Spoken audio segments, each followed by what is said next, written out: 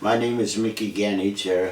I'm born in Mogadore, Ohio. I presently live in San Leandro, California. I was born in Mogadore, Ohio, a little town northeastern Ohio. I came to California in 1939 due to the situation of jobs. Jobs were very bad. In fact, I worked on WPA, Work Progress Administration, which is jobs created by Franklin Delano Roosevelt. I worked on that after I graduated from high school in 1937. But there's no future in that, so I came to California I had a brother and sister living in California. By that time, situation in Europe was getting very bad. Germany was taking over various countries there, and the world was really in bad shape. 1940, they had a draft. Anybody 21 years and older, men had to go in drafted in the Army. I was not 21, but I would be 21 in a couple months, and the next draft was going to be in the spring of 1941. So they said, some of the people that I talked to said, you go in the Army, you'll probably be sleeping outside and maybe cold food there, and that did not appeal to me. So I went down to the Navy recruiting office in the post office in Oakland. And enlisted in the Navy January 21st of 1941. So call me a draft dodger there because I didn't want to go in the Army, so I dodged it and went into the Navy instead there. I went to boot camp in San Diego, and I was very fortunate there because I got good grades in the tests they give you to find out just what you're maybe be qualified for. And they asked me, since I got good grades, they had the choices. They asked me what I'd like to do, and I said, I'm not mechanically minded. It'd have to be something would not require mechanical aptitude there. They said, how do you like to steer a ship? I said, that's great for me because I'm from Ohio there, and the biggest ships that I saw was ferry boats there in Lake Erie there, and to steer a ship, that sounded real good to me. So they said, well, you get on a big ship there, you got chances for sports, because I already told them there that I was active in sports, especially football. In fact, I played 2 years of high school. I played 1 year of semi-pro football before I came to California, and they said, you get on a big ship, you got a chance for sports teams. What position did you play in football? I was running guard, protect the quarterback. I wasn't big enough to do most anything else, because by that time I was really big. I was 170 pounds by that time. At that time, it was big. Nowadays, you play football, if you don't weigh 250, you're nothing there. Yeah. But they assigned me to the USS Pennsylvania. I joined the ship's football team. In fact, we were scheduled to play the USS Arizona for a fleet football championship, 1 o'clock, December 7th, 1941 there. We were going to do a little scrimmaging, get ready for that game that afternoon. And so there was a little field close by to us there, and we'd do a little scrimmaging with our padding on. So they had us put our padding on because there's no place to change clothes at that field. So we had all my padding on during the attack on Pearl Harbor, so I was well protected during the attack. They couldn't hurt me. It sounds real good anyhow there. But I had all my padding on during the attack. But they didn't play that game. We had a war to fight there. We had things to do. They spoiled our weekend. Yeah, that's too bad. So you were out there on the practice field when the attack happened? No, I was on the ship because we were going to leave the ship at 8 o'clock that Sunday morning here. About 7 minutes of 8 there, my living compartment of the quartermaster, which was backed by the rudder, backed by the propellers in the bottom part of the ship. We were going to leave the ship at 8 o'clock. At about 7 minutes of 8, the phone rang. I picked up the phone. One of the fellows there, one of our own gang, was up on deck here. He called down, he says, Japanese attacking Pearl Harbor. I thought, come on, because we'd been talking about whether we're getting a war with Japan. Now, no one dared touch us. We had so strong. We had 8 battleships in port. It'd be a mistake here, anybody tried to attack us. At that time, the ship shuddered. Because evidently some of the gunners who were close to the guns saw what was going on, went to their guns, started shooting before the rest of us on the ship knew what was going on. About that time, general quarters went. All hands man your battle station. You didn't have time to change clothes at all. So my battle station, I'm the crow's nest. I'm the lookout there. Go all the way up there, little trap door to get through that. I pulled myself through there because the trapdoor wasn't that big. It got up there, and with all my padding on, I was the lookout. I didn't have any guns or anything. By the time I got up there, ships were burning, buildings were burning, because just in a couple of minutes' time things were getting very, very bad, and some of the planes flying around were shorter, was lower down than I was, because torpedo planes have to come down low and drop their torpedo and then go back up. Okay. I had a bird's eye view of what was going on there. It was kind of scary. Everybody shooting, noisy there, and I didn't have anything to do except being a lookout. Was there anybody else on the sound-powered phone circuit you're on? There was the gunner's mates there, and the control of the ship were on the sound-powered phones too. And I reported over the top of the building, because my ship was a flagship of the fleet. Whenever we were in port there, we tied up at the dock there. Because Admiral was always on our ship, being the flagship. He liked to just walk off the ship there. He didn't like to ride a boat like some other people had to ride a boat for 10, 15 minutes to get ashore. He liked to just walk off, so rank has its privileges. So when we were in port there, we tied up at the dock. But 2 days before that, on the 5th of December, we had propeller trouble. They put us in dry dock. Dry dock areas with no water underneath you there, and get inside a little enclosure there, and you'd set on blocks. We had 2 destroyers in the dry dock with us, the Cassin and the Downs there. They're right in there with us there.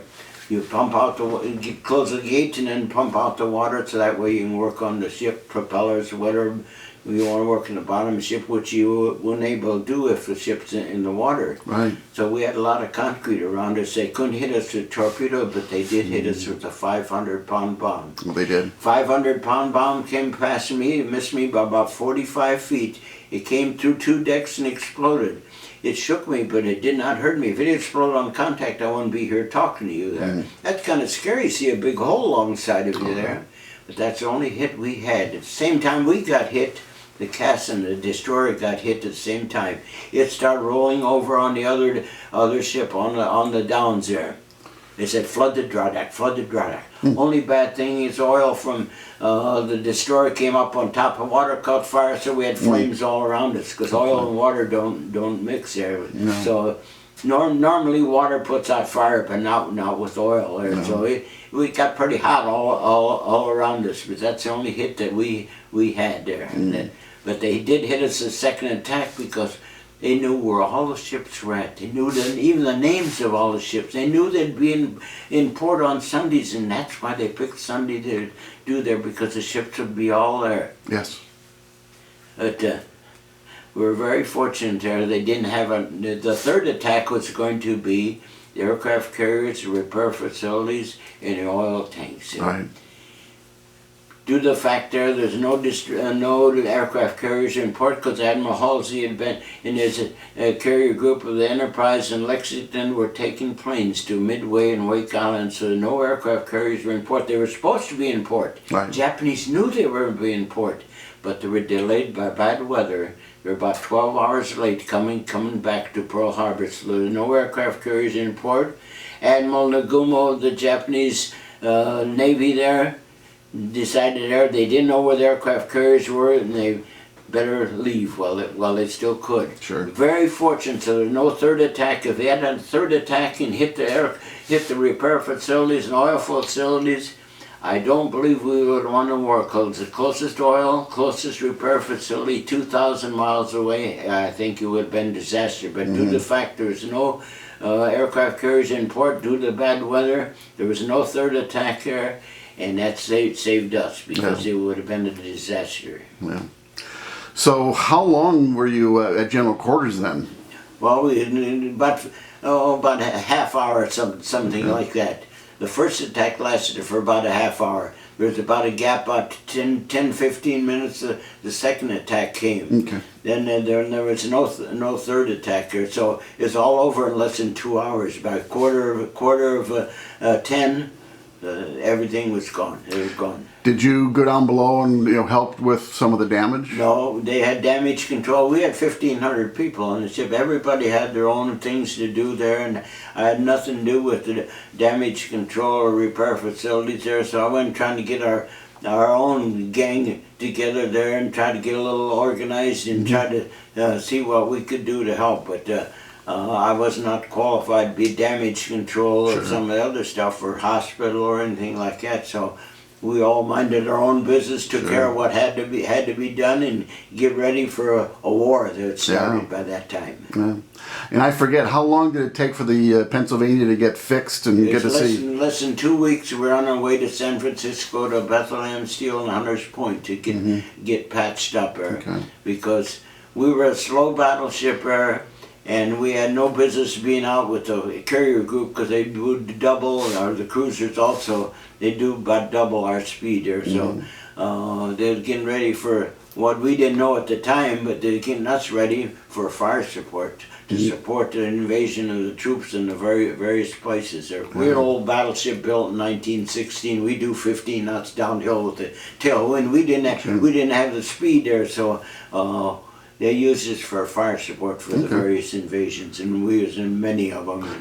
Yeah, there was a lot of that to do. That's right. So how you were in San Francisco then, and how long did it take to get fixed up and head back to the Pacific?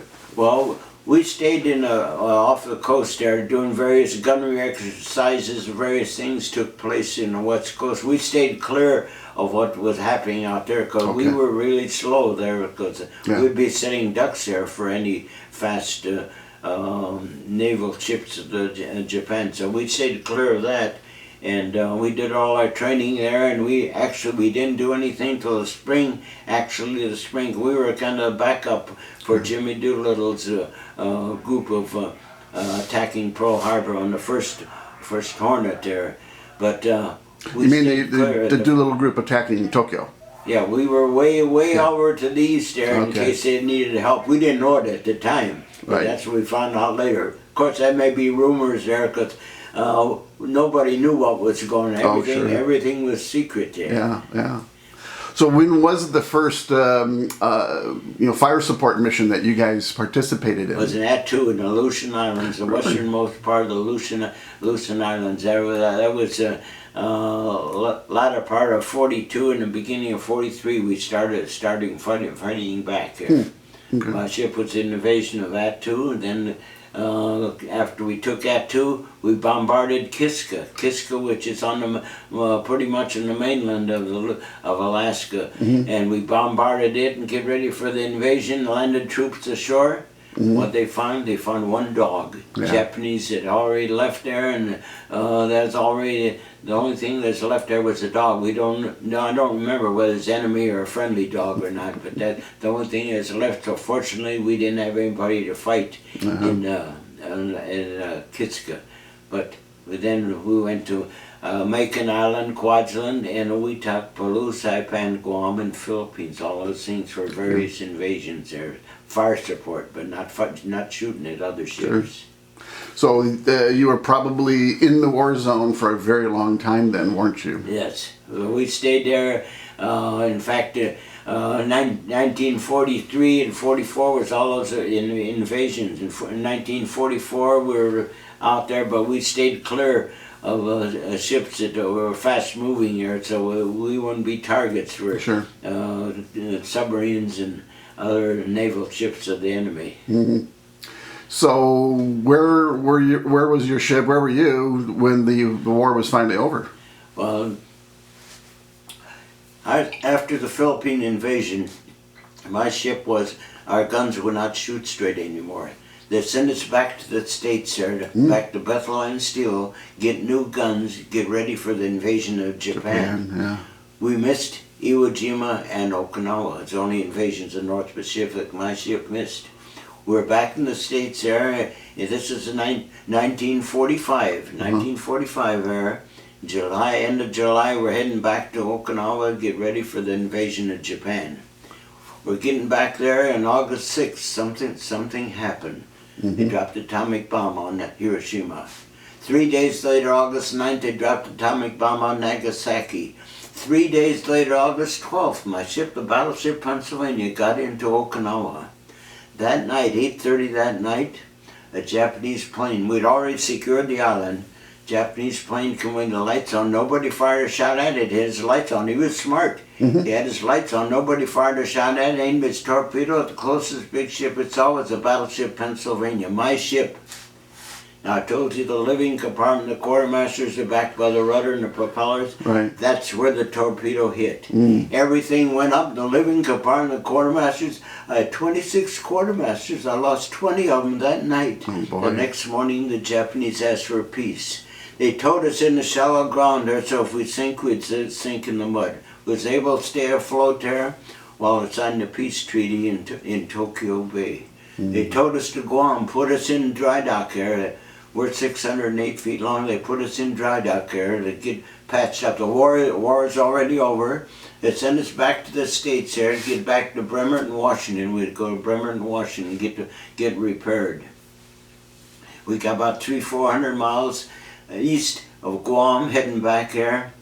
We started having propeller trouble because when the torpedo hit us, it wiped out the propellers on the starboard side, the right side. One of the propellers on the left side was good and one was not so good. So we started having problems with that one propeller. We stopped the ship, put divers over the side, because all big ship have divers there, deep sea divers, to work on the propeller. Sharks came in the area because the bodies and the flesh from after being torpedoed was still around there, and that attracted the sharks there. We pulled the divers back out of the water, put boats in the water with the Marines, with rifles, keep the sharks away from the divers where they worked on the propeller. We got back to Bremerton, Washington by ourselves there, and they already saw what damage there the atomic bomb would have on Hiroshima and Nagasaki on people. Now they wanted to find out what damage it'd have on ships. My ship was already damaged there. We had a skeleton crew by that time. So I used my ship to be an atomic bomb test at Bikini Atoll in 1946 there. They put the ships in the harbor, took us off in the ship about 10 miles away on another ship there. They said, make sure you look away from it because it can have an air blast first. It hurts your eyes. So turn your back to the atomic bomb test there. Close your eyes, put your hands over your arms there. I still saw the flash. Oh, yeah. Now they wanted to see what damage it'd have on animals. Now I'm a farm boy from Ohio, so they put me in charge of the goats, mice, pigs, and sheep there. Scattered them out throughout the ship there. Put us off in another ship there, so this we could watch because it wouldn't hurt your eyes at all. Right. We watched an underwater blast like a tsunami there. The water, and the USS Saratoga practically stand on his tail like that there because it's pretty close into where the atomic bomb, because they had spread the ships out, put the atomic bomb right in the middle, and we could watch this there. I had to go back on the ship to show them where I put all the animals. They said, after we showed them where I put all the animals, said, throw away your clothes and take a good shower because your clothes are radioactive. That's a protection I had. It must not affect me too much because I got 13 grandchildren, 18 great-grandchildren, 8 great-great-grandchildren there. I'm a bionic man. I just don't have the $6 million to go with it.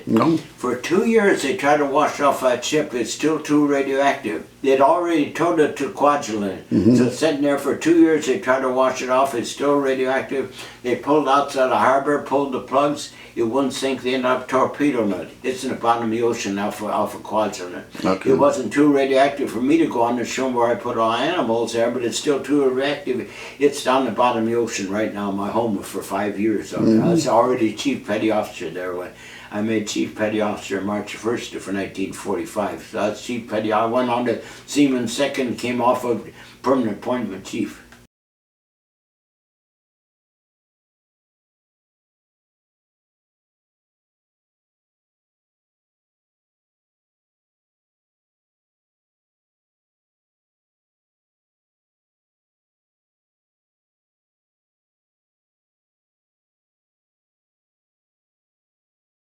And that's it. That's just how we feel. Well, I'm just proud that I served my country. And like I said, I was over 60 years, and I was going to go back. I was going to go back in again if they needed me, because I'm proud of this country. I'm proud of the flag, and I'll do what I can there for it.